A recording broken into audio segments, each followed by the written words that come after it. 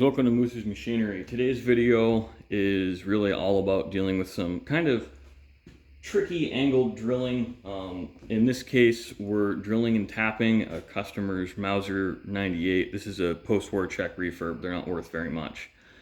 To be a reproduction K98 sniper, it has a pretty beat, it looks like late war German 98 sniper on it. We're using a set of Waffenmeister high turret rings. We just finished drilling and tapping for the rear scope bridge mount, this guy here, and we're finally drilling and tapping for the front. This is actually a really good application for a product called Loctite 380, which is a quick set adhesive. So this is super glued on here, just so it's held in place during the drilling. I do it on the rear too.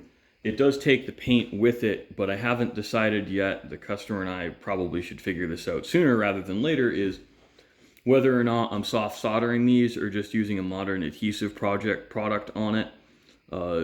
Given the type of action we're using, we're not going for clone correct. We're going for something that imitates the feeling of a K98 sniper without being $9,000 or $10,000. So we are doing this on a little bit of a budget, but this is not really a budget-friendly project, because even before I put it on the machine, I'm like probably 2 hours in with calculating the angles, making some fixtures, and figuring out the fixturing. So you see we've got our vice jaws flipped, and we made a nice aluminum block to hold the action in. So this is not the most straightforward of projects, but it's certainly not the most complicated. And unfortunately, what we deal with as well is that these bridges are at completely separate heights. So that's one thing we've got to account for. And secondly, we're drilling onto a curved surface through a coned hole, because let me show you what the screws look like. That's one of our screws. So it's really hard to find our true center of this. I could use a center finder. That is a really legitimate possibility. However, that won't work well in this application, because guess what, guys? I've got this bridge in the way.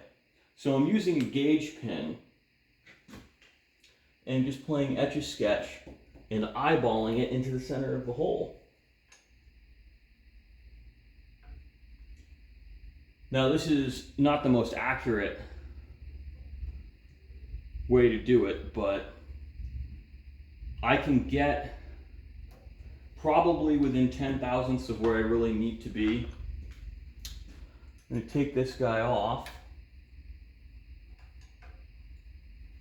And I knocked the adhesive off after the first hole drilled, because it's much easier to do this and see what you're doing without everything in the way. But this is a pretty par for the course. What you do is you spot drill, drill with your tap drill, and then I will come back, tap it, and clean out the tap one last time.